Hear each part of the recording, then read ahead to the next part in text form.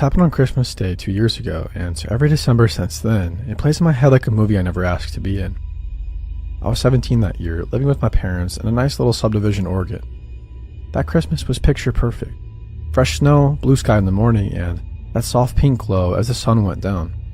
Inside, though, it was chaos. My family goes huge for Christmas. I'm talking about cousins, aunts, uncles, grandparents. Everybody stuffed into our house like clowns in a car. Kids running around with frosting on their faces. My grandma yelling at my uncle about putting too much salt in the gravy. And random Christmas movies playing in the background with the volume too low to actually hear. I'm the emo antisocial one in the family, so most of the day I just floated around the edges. I helped put food out, faked laugh at small talk, and hid in the kitchen whenever I could. That's where I was when I first saw him. My cousin Jenna walked in with a guy nobody had ever seen before. She was glowing in a way that girls get when they bring a new boyfriend around. He was older, mid-30s easily. Too old for her in my opinion. He had this short beard, slicked hair, and a Christmas sweater that would have looked normal on anyone else but looked like a costume on him. The first thing I noticed was his eyes. He didn't scan the room like a normal person does. He locked onto me. I was just standing there by the counter, slicing store-bought pumpkin pie, and felt his gaze hit me like a spotlight. It wasn't a curious look. It wasn't even a, "Oh, who's that?" It felt like I was being sized up. I looked away, busying myself with my plate. "This is Dave," Jenna said, dragging him over to my mom. We've been dating for a couple of months. My mom did her usual thing. Hug, smile, "Nice to meet you. Welcome to the madhouse." Everybody laughed. He laughed too, but it sounded off, like he'd practiced it. I kept my head down, but every time I glanced up, he was watching me. Later, when everybody was in the living room, opening gifts, I sat on the floor by the far wall, half behind the tree, scrolling through my phone with my headphones on, but no music playing. I saw him move through the room, talking to different people, laughing and shaking hands. But he circled back to me, over and over. He'd stand just close enough that I knew he was there. Then he'd lean down, pretend to be interested in something near me, and start a conversation. "So, you're Jenna's cousin?" he asked at one point, kneeling next to me like we were buddies. I could smell cheap cologne and something sour underneath it. "Yeah," I said. "You look different from the rest of them," he said, eyes drifting over my clothes, my hair and my face. "In a good way. I like your style." Yup, I knew he was a creep all along. This is why I don't care when people judge me for always trusting my gut. I didn't answer. I moved to sit with my younger cousins instead, pretending to help them open toys, but he followed. Every time I relocated, to the kitchen, to the hallway, to the dining room, he'd appear a few minutes later. He kept trying to joke with me, calling me mysterious and other weird corny things, asking me if I had a boyfriend, what kind of music I liked, and if I ever snuck out at night. Stuff that might sound normal if somebody your own age said it, but straight up wrong coming from a guy pushing 40. The final straw was when everybody was grabbing dessert and I was alone in the hallway for a second, picking tape off my fingers from wrapping paper. He stepped in front of me, blocking the way, and smiled. "You know, you're going to be trouble when you're older," he said, eyes never leaving my face. "If you're not already." My stomach flipped. My mind instantly went to WTF. "I'm already older," I said, "and I'm not interested." He laughed quietly and leaned a little closer. "I didn't say you had to be interested to have fun." That's when I snapped out of my usual just ignore people mode. "If you don't back off," I said, looking him right in the eyes, "I'm telling my parents that you're creeping on me." For a second, his smile dropped, just gone. His eyes changed, like he was angry I'd said it out loud. Then he smirked and stepped back. "Relax," he said. "I'm just joking around, don't be so serious."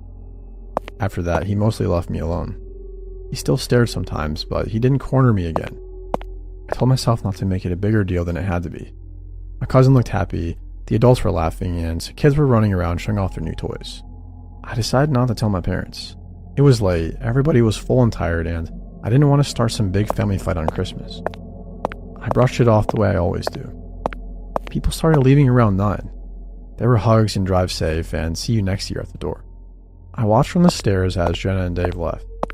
He glanced up once, met my eyes, and gave me a little 2-finger wave, but I pretended not to see it. By 10:30, the house was quiet. My parents were cleaning up the kitchen, and I went upstairs to my room. Snow was still falling outside, thick and slow, and I was just thankful it was all over. My window faced the street, and the view honestly looked like something from a movie. I put on my headphones and put on some 3 Days Grace and flopped on my bed with a book I probably wasn't actually going to read. I turned the volume up, letting the music drown out the last thoughts and drama of family noise I had going through my head. That's why I wasn't sure at first if I actually heard it. A small tap on the glass behind my head. I paused the song, lay there listening. My heart picked up a little, but I told myself it was probably just a tree branch or something shifting in the wind. I turned the music back on. Maybe 5 minutes later I heard it again. It was slightly louder though. I sat up this time. My bed is pushed right up against the window, so the glass is basically the headboard. I turned around and looked at the window. It was fogged over from the difference between the warm air inside and the freezing air outside.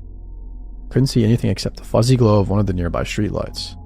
Probably nothing, I said to myself, even though I knew houses don't knock 3 times in a row. I'll admit I was freaked out, deep down, but I just wanted so badly to be overreacting that I eventually believed it.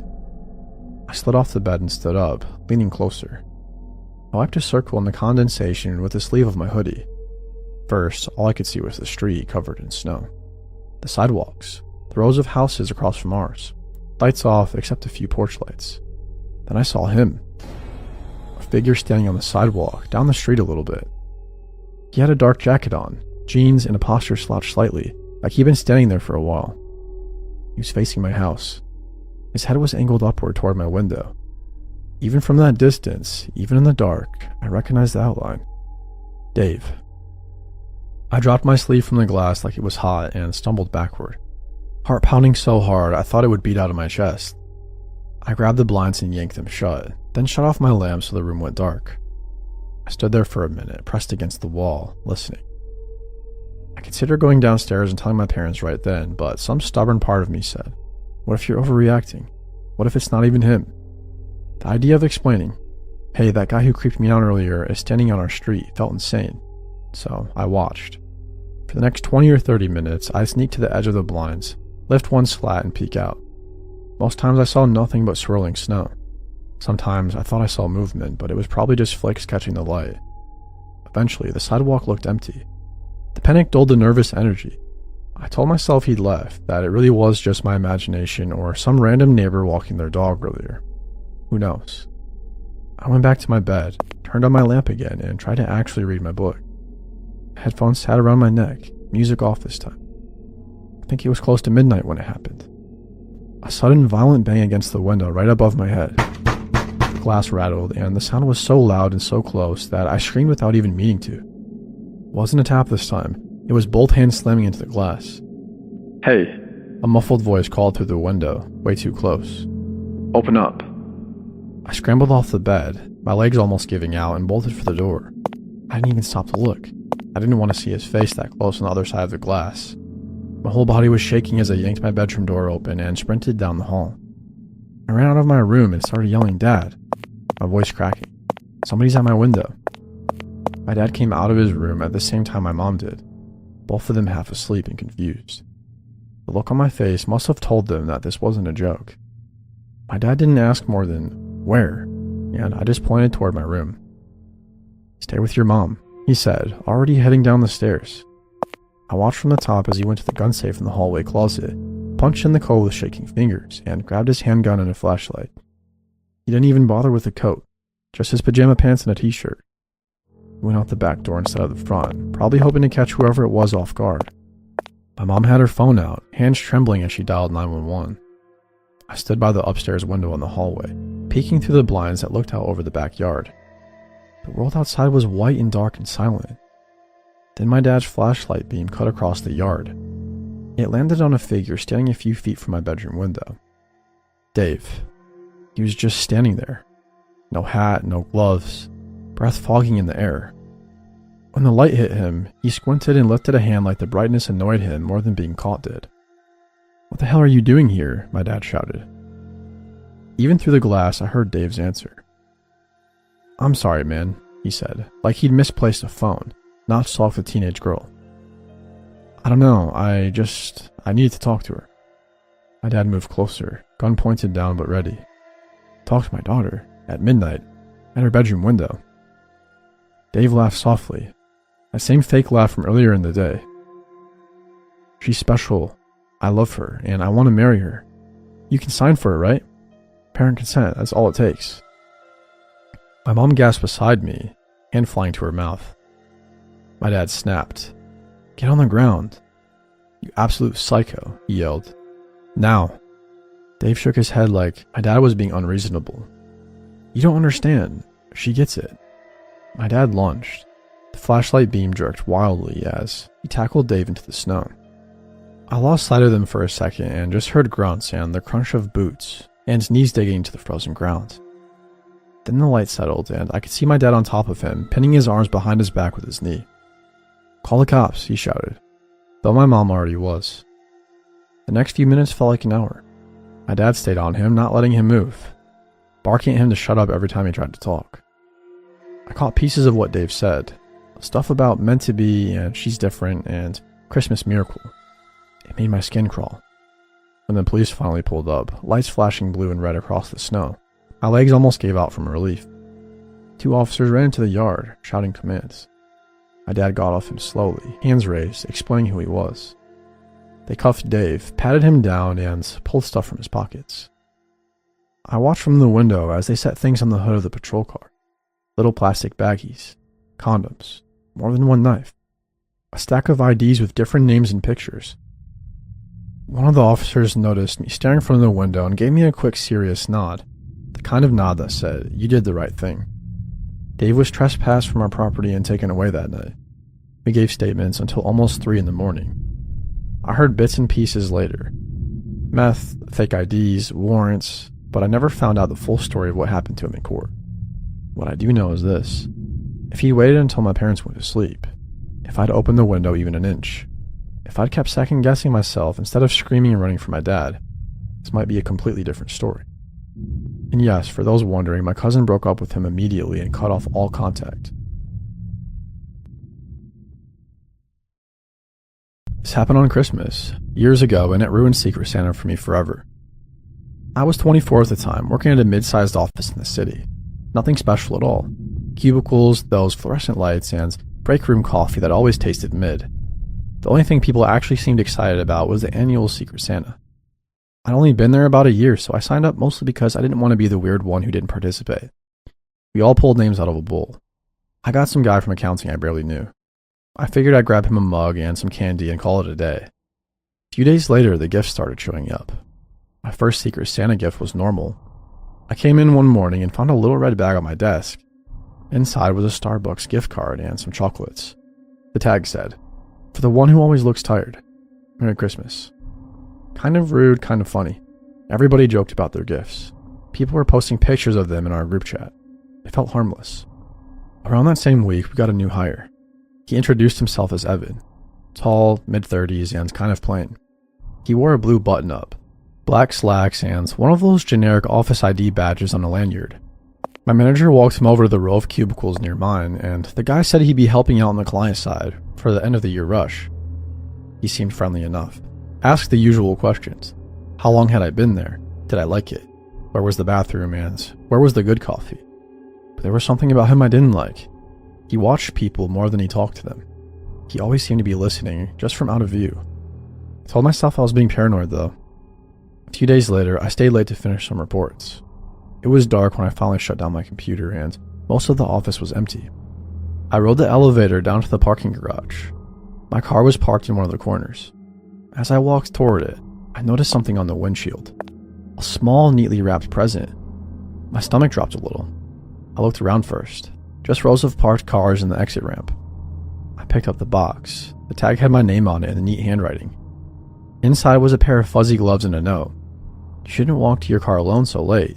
Someone has to look out for you. Signed, your Secret Santa. My chest tightened. Secret Santa was supposed to happen during office hours, on desks, in the break room, not in a mostly empty garage where I walked alone. The next day, I mentioned it to a couple of coworkers. They laughed it off. One said, "Wow, your Secret Santa's got game," and another said, "At least yours pays attention." I laughed along, but it didn't feel funny. The second time it happened, it wasn't cute at all. A week before Christmas, I stayed late again. I told myself I wouldn't, but end-of-year deadlines didn't care how creeped out I was. The garage was even emptier this time. only a few scattered cars, and the lights seemed dimmer than usual. When I got to my car, there was nothing on the windshield. I let out a breath I didn't know I was holding, unlocked the door, and got in. When I sat down, I saw it, a small red box sitting on the passenger seat. I always lock my car. Always. I looked around quickly, heart racing, then locked the doors again from the inside, even though that wasn't going to fix anything. My hands were shaking as I opened the box. There was no gift inside this time, just a note folded in half. You really need to be more careful. It was too easy to get in here. I drove home with my heart thumping, checking the rearview mirror every few seconds. The next morning, I went straight to HR. I told them about the weird gifts I've been getting, and the note. I didn't say stalker, but I didn't have to. The HR lady's face tightened as she listened. She said she'd talk to security and review the cameras. On my way out of her office, I passed Evan in the hallway. He smiled at me. Rough morning? He asked casually. Yeah, I muttered. You got home safe last night, right? He asked. I stopped. What? He shrugged. You mentioned you were staying late. Roads were icy. Just asking.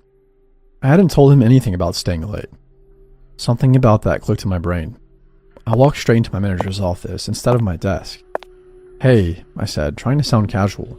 That new guy, Evan, how long is he contracting for? My manager gave me a blank look. Who? The guy you introduced to our row last week. Tall, dark hair, badge, sits by the front window. She frowned, thinking, we don't have any new hires on your side. Not this month. I laughed nervously. No, I mean the guy you showed around. He said that he was here to help with client stuff. I've been out of the office for 3 days for meetings, she said. I haven't shown anybody around. That's when my stomach really dropped. I went back to HR. They checked the visitor log. Nobody named Evan. The badge he wore should have had a number. There's no record of it. Security said they'd pull footage from the garage and entrances. For the rest of the day, I kept catching glimpses of him. In the hallway, in the break room, near the elevators. Always just passing by. Always watching. By the time I left, I was shaking. I got off the elevator in the garage and stood there for a second, listening. My car sat where it always did, slightly crooked between the lines. This time, there was a bigger box on the hood. I didn't touch it with my bare hands. I unlocked my car from a distance, grabbed the box with my shirt, tossed it into the passenger side, got in, and sped out of there. I didn't open it until it was in my apartment with the door locked, the chain on, and every light on. Inside was a USB drive and a small folded note. My hand shook as I opened the note. Open this. Merry Christmas. I plugged the USB into my laptop. There were multiple video files. I clicked the first one. It was grainy security-style footage of me walking through the garage. Different nights, different outfits. Sometimes I was on my phone, sometimes digging through my bag, and sometimes looking around nervously. The camera wasn't from an overhead security cam. It was at a ground level, hidden behind concrete, peeking around pillars, and always a little too close. In one video, I walked right past the camera. For a split second, my face filled the frame. I flinched while watching it. The last video literally made my skin crawl. It was filmed from behind a car across from mine, angled so you could see both my car and the entrance to the garage elevator. The timestamp in the corner was from tonight, like 10 minutes earlier. The video showed my car sitting alone. Then in the distance, the elevator doors opened and I stepped out. I could see myself looking around, pulling my coat tighter and hesitating. The camera stayed low, unmoving, like whoever was recording was crouched behind something, waiting. At the end of the clip, you could hear breathing close to the mic, then a whisper. You never say goodnight when you leave. I ripped the USB out so fast my laptop chimed in error. My heart was hammering. For a second, I just stood there in my living room, shaking, feeling like I was being watched, even though my blinds were closed. I was reaching for my phone to call 911 when somebody knocked on my front door. Not like a normal knock. It was super hard, uneven pounding. 3 hits. Pause. 2 hits. Another hit. Like whoever it was couldn't stand still. Time stood still. The knocking came again. Hello, a man's voice called. Hey, it's me, from work. I need help. I didn't move, didn't answer. He kept talking through the door. I got jumped, he said, sounding breathless. They stole my car. My phone's gone. I didn't know where else to go. Please, I know you live near the office. I followed you once we left. Please, just let me use your phone. My stomach twisted. I looked through the people. It was him. Evan stood on my porch, shoulders hunched, one hand on the doorframe.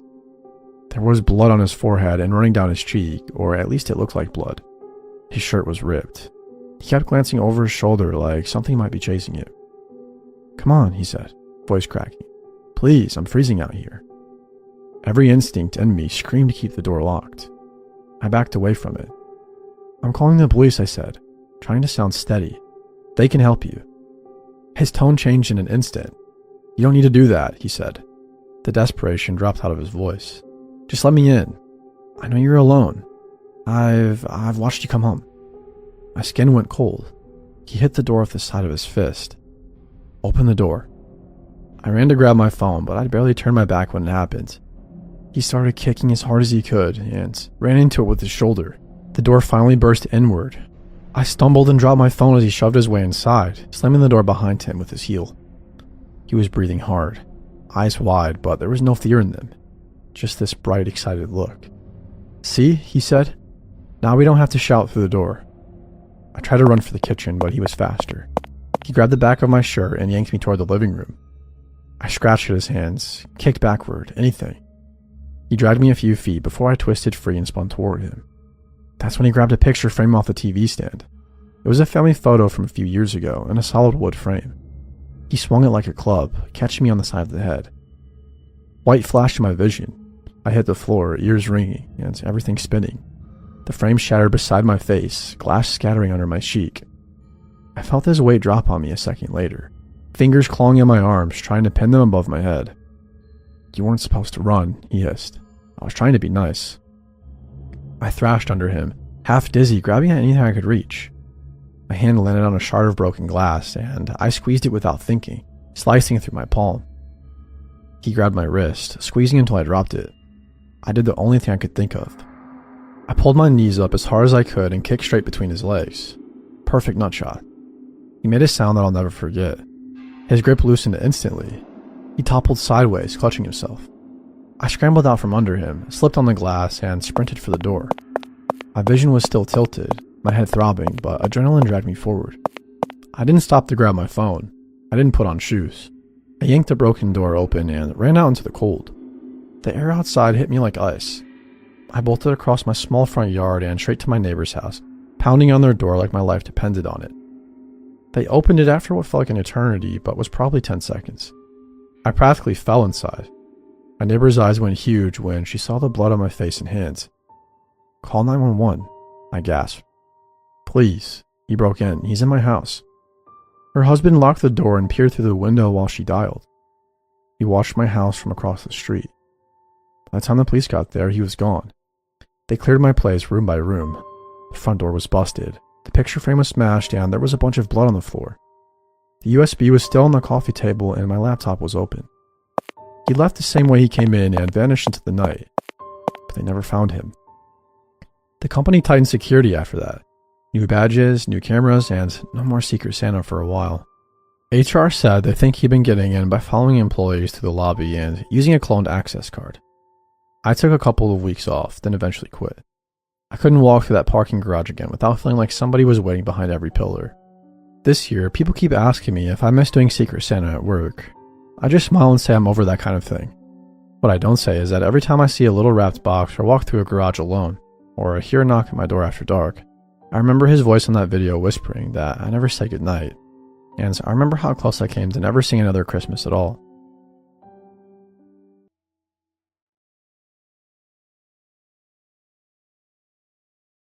This happened on Christmas Eve 2 years ago, and I still can't hear a knock at the door after dark without my stomach dropping. Freshly back in my hometown after moving out of an apartment with my ex. My parents had gone to Florida to spend Christmas with my sister and her kids, and I'd volunteered to stay behind and watch the house, water the plants, and make sure the pipes didn't freeze. It's one of those quiet suburban streets where every house has the same plastic candy canes along the walkway, the same glowing reindeer on the lawn, and the same wreath on the door. My parents go all out every year.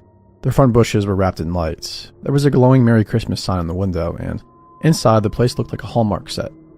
Tree in the corner, stockings on the mantle, cinnamon candle burning on the coffee table. It felt cozy and safe. That night, I did what I always do when I'm alone on holidays. I tried to pretend it didn't bother me. I made myself a frozen pizza, poured a couple glasses of wine, and put on a Christmas movie marathon. I FaceTimed my parents for a bit, held the phone up to the tree so my mom could gush over the ornaments, and then they went back to their warm rental in Florida, and I went back to my quiet living room in the Michigan cold. By 9:30, it was snowing steadily. The street outside was dead. No cars passing, no kids playing. Just that muffled silence you only get during a snowstorm. That's when my phone buzzed. A text message. Package delivered, the notification said. I frowned, because I hadn't ordered anything. I opened the message all the way. It showed a blurry night photo of a front porch. My parents' front porch. I hadn't heard the doorbell, but sometimes delivery drivers don't ring it, so I shrugged it off, slipped on my slippers, and went to the front hall. I flicked on the porch light and looked through the peephole. There was no package. Just a man. He was standing on the porch facing slightly away from the door, hood up, shoulders dusted with snow. He wasn't wearing a uniform, just relatively dark clothing and work boots. One gloved hand was in his pocket, the other was holding his phone screen, glowing blue against his beard. As soon as I looked, he turned like he somehow felt it. He smiled and stepped closer to the door. I stepped back from instinct, even though there was still a solid door between us. The doorbell rang. He jabbed it like 3 or 4 times rapidly. I cleared my throat. Can I help you? I called through the door. Yeah, package for, I heard paper crinkle. For Miller? This address, right? Must have gone to the wrong house. Just need a signature. My parents' last name is Miller, but I never told him that. That's okay, I said. You can just leave it. He laughed softly. It didn't sound like a delivery guy's laugh, if that makes sense. It sounded annoyed. Come on, man. It's alcohol. I need a signature. You don't want this going back to the warehouse. Trust me. Something about the way he said warehouse made my skin crawl. No company name, no tablet, no clearly visible package. I'm good, I said, trying to keep my voice steady. You've got the wrong house. Then his tone changed. Not angry, but like flatter. Alright, he said. Merry Christmas, then. I heard footsteps retreat down the porch steps. I waited a good 30 seconds, then peeked through the peephole again. He was still there. Not on the porch, but in the yard now, standing by our little light-up reindeer. He had his back to the house, head turned toward the street like he was watching or waiting for something. The porch light only caught the edge of his face, but I could see enough to tell he wasn't actually looking at the decorations. He was watching the houses. Watching which ones were dark, which ones were full. It was hard to say at the time, but it felt weird. I backed away from the door. For a few seconds, I considered calling the non-emergency police line, but it felt stupid. Guy standing outside doesn't sound that serious when you try to explain it. I told myself that he was just some sketchy private courier, turned off the foyer light, and went back to the couch. The movie played on, but I wasn't really watching anymore. Every now and then I muted it and listened. Nothing out of the ordinary. By 11 o'clock, I decided I freaked myself out enough. I did a quick walkthrough of the house, checked the back sliding door, the kitchen door to the garage, and the windows. Locked. All good. I turned off the lights downstairs, leaving only the Christmas tree on, and went upstairs to the guest room I'd been sleeping in. Lying in bed, scrolling my phone, I kind of convinced myself I'd overreacted. People stand outside sometimes. Not everybody is a serial killer just because their jacket isn't branded, I guess. I eventually dozed off. I don't know how long I was asleep when I woke up to a sound that, at first, my half-dreaming brain tried to explain away. Like something metal lightly hitting glass. Distant, dull, but inside the house. I held my breath. The house settled. The heater kicked on. Nothing else. I checked my phone at about 1:43 a.m., I think. I told myself it was just the heater or ice shifting on the roof. Rolled over and closed my eyes. Until I heard it again. This time with a scratch as well. I knew now it was undeniably from downstairs, and close, not through a wall. All the drowsiness vanished. I sat up, every sense suddenly tuned in. I could see the faint glow of the tree reflecting up the stairwell from under my door, so I knew the living room was still lit. I swung my legs out of bed and stood as quietly as I could, padding over to the door in my socks. I gently pressed my ear against it.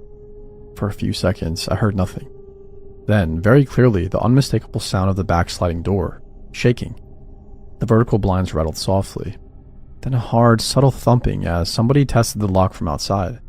My heart started racing in that sickening way where it feels like it's beating against your throat. Every instinct in me screamed, "Don't go down there," so I didn't. I backed away from the door, grabbed my phone off the nightstand, and dialed 911, shaking. The operator answered, and I did my best to keep my voice low. "Somebody's trying to get into my house," I whispered. "From the back door. I'm upstairs." She asked my address, my name, and if I was alone. I told her. I could hear her typing, her voice calm. "Stay on the line with me, okay? Officers are on the way." Downstairs, the rattling stopped. For a few seconds, the silence was worse. Then came a new sound, a dull thud like a shoulder hitting the door. Once, twice, then something else. Metal scraping. Tools, I thought. "Sir, are you in a locked room?" the operator asked. "Yes, upstairs bedroom, door's locked." "Good, stay there, don't confront them." I wanted to say, "No worries, I'm not a hero," but my mouth was dry. One more heavy thud echoed through the house, then an awful cracking noise. Wood maybe, or plastic, I didn't know. But the next sound I recognized instantly. The subtle rubbery whoosh of the sliding door opening. The house went still after that in a way that was somehow even more terrifying than the noise. The heater clicked off, and I could hear nothing but the dispatcher and my own breathing. Then, finally, footsteps. Not trying to be quiet, but not stomping either. They crossed the tile in the kitchen, then transitioned onto the wood in the dining room. Every step got a little clearer as they moved toward the living room. I could picture it in my head. That guy from the porch standing in front of the glowing tree, looking at the presents under it, looking at the family photos on the wall, looking up the stairs. "I hear footsteps inside," I whispered. "They're almost there," the operator said. "Just stay calm and hidden." I moved away from the door and into the walk-in closet attached to the guest room. It was packed with my mom's old clothes, extra blankets, and boxes of decorations. I squeezed myself into the far corner, behind a hanging row of coats, and tried to breathe quietly. Below me, a drawer slid open. Something dropped. The footsteps moved closer to the base of the stairs. Each step up the staircase sounded heavier than the last. The wood creaked in that specific way I recognized from growing up in that house. Whoever was on the stairs was big. He paused about halfway up. For a second, I thought maybe he was listening. My phone screen was glowing faintly in my hands. I turned it face down and held my breath. The steps resumed, getting closer. Then I heard the slight shift, an echo that told me he'd reached the top of the stairs and turned into the hallway, right outside the bedroom door. The doorknob jiggled. He tried it once and twice. Then a quiet chuckle. "Really?" A man's voice said softly, like he was talking to himself. The knob jiggled harder, and there was a sharp bang as he threw his shoulder into it. The thin hollow corridor shuddered in its frame. I thought it would give. I flinched and almost dropped my phone. "Sir," the operator whispered in my ear, "are they at your door?" "Yes," I mouthed more than I spoke. "Officers are close. You're doing good. Just stay where you are." Another hit. The door groaned. One of the hinges made a tiny popping sound. This wasn't going to hold forever. In that moment, I genuinely thought, I might have to fight this guy. I looked around the dark closet. There was nothing remotely weapon-like, except maybe a metal clothes rod, but it was bolted into the wall. My eyes landed on a heavy snow boot on the floor, and my brain offered up the brilliant suggestion of throwing it at him. I almost laughed from the adrenaline. The man paused between hits, and I heard him breathing on the other side of the door. We were maybe 6 feet apart, with an inch of wood separating us. Then, faint and far away at first, I heard it. Sirens. The man heard them too. There was a muttered curse, then hurried footsteps down the hall, pounding down the stairs, and the slam of the sliding door. "Sirens," I whispered. "Yes, that's them," the operator said. "They're outside. Stay put until an officer tells you it's safe to come out." I heard multiple voices outside, then pounding on the front door. "This is the police. Anyone inside, call out now." I finally stepped out of the closet, legs shaking so badly I had to steady myself on the dresser. I opened the bedroom door carefully. It stuck halfway. The frame splintered where the man had hit it, but it opened enough for me to squeeze out. I crept to the top of the stairs, hands up, and called out, "I'm upstairs. I live here." 2 officers came into view in the living room, guns drawn, flashlights sweeping. They holstered them when they saw I was alone and clearly not the guy they were looking for. Downstairs, the living room looked strangely violated. The tree was still glowing peacefully, but the sliding door at the back of the house was standing half open, cold air pouring in. The lock had been pried clean off, the frame chipped and shredded. Wet boot prints led from the deck to the kitchen, across the floor to the base of the stairs. They walked me through the house while other officers checked around the property. Nothing obvious was missing. My laptop was still on the coffee table. The TV was on the wall, and my wallet was upstairs. But in the kitchen, one drawer was left open. That's where my dad keeps the knives. One was missing. That was probably the worst part to find out. Later, when everything settled down and the adrenaline gave way to exhaustion, one of the officers told me there had been a string of Christmas Eve burglaries the last couple of years. Houses that were clearly decorated, clearly had gifts, and looked empty. A lot of them had older folks living there who were out of town visiting family. You probably saw your parents leave and assumed the place would be vacant all week, the officer said. Saw the lights. Maybe watched the house for a while. Wrong place, wrong time for him that you stayed. I thought about the guy on the porch with the fake package, testing to see if anyone would open up. The time delivery notification. The fact that he knew the last name before I'd ever confirmed it. I also thought about how easy it would have been to just crack the door, sign some fake form, and let him put one foot inside. To this day, I'm grateful I didn't. My parents replaced the door, added cameras, and got a security system. They double-check every lock religiously now. I still house sit for them, but I don't try to play it cool anymore. If anything feels off, I call somebody. I check the cameras. I turn on more lights than I probably need.